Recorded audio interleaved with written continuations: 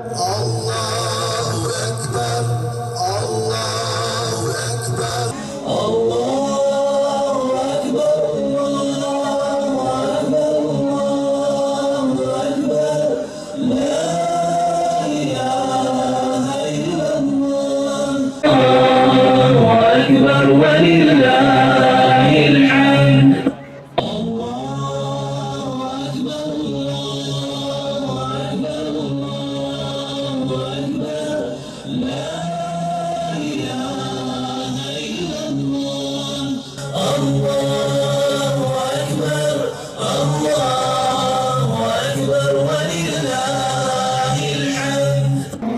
Allahu Ekber, Allahu Ekber, La ilahe illallah, Allahu Ekber. Allahu Ekber, Allahu Ekber ve lillahil hamd. Allahu Ekber, Allahu Ekber, La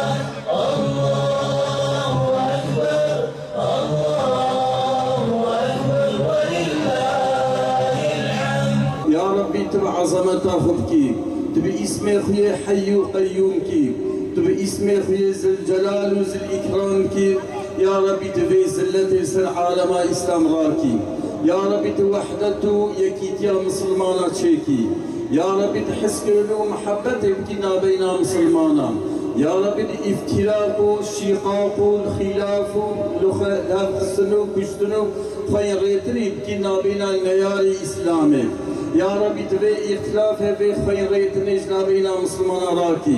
Bismillahirrahmanirrahim. Evet, Peygamber Sevdaları Platformu bu toplu bayramlaşma programları bir gelenek haline aldı. Her bayram bunu yapıyorlar. Bu bayram yine topluca bir bayramlaşma oldu. Ben bir kez daha bu organizasyonu yapan kardeşlerimizi hepsini tebrik ediyorum. Allah hepsinden razı olsun. Çok güzel bir uygulama. Çok kısa bir süre içerisinde yüzlerce, bazen binlerce Müslüman onlar için anlamlı olan bugün de bir araya geliyorlar ve tebrikleşiyorlar karşılıklı olarak. Kısa bir zaman süresi içerisinde, bir saatki bir zaman içerisinde yüzlerce kişiyle bayramlaşabilmek gerçekten büyük bir nimet. Ümit ediyorum bu gelenek hep devam eder. Daha da güzelleşerek, katlanılarak devam eder. Ben bu vesileyle bir kez daha bütün İslam alemini, bütün İslam ümmetinin Kurban Bayramı'nı tebrik ediyorum. Bu bayramın ümmet için, insanlık ailesi için, zulüm altında inleyen bütün mazlumlar için hayırlar getirilmesini, hayırlara vesile olmasını, onların kurtuluşuna, zulmün sona ermesine, Müslümanlar arasında kardeşlik ve vahdetin oluşmasına vesile olmasını Rabbimden temenni ediyorum. Ve platform yetkililerini bir kez daha sizin aracılığınızla da tebrik ediyorum. Allah hepsinden razı olsun. Ev civînê wiha elhamdülillah zehf tiştekî baş e. Musulman hevdû dibînin, Musulman ew ka hev bayrama hevdû pîroz dikin, îda hevdû pîroz dikin.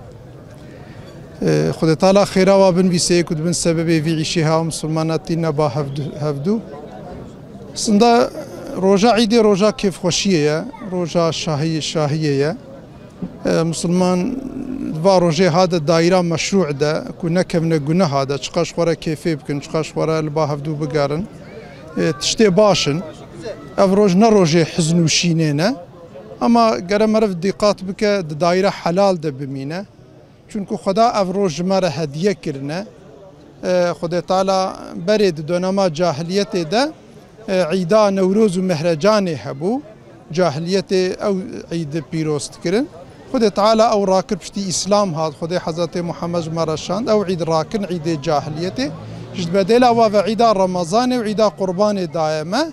Ji bo wê va rojê hadem ji xwe re bên ba hevdû, ji xwe re kêf bikin, zewq bikin, tiştekî baş e.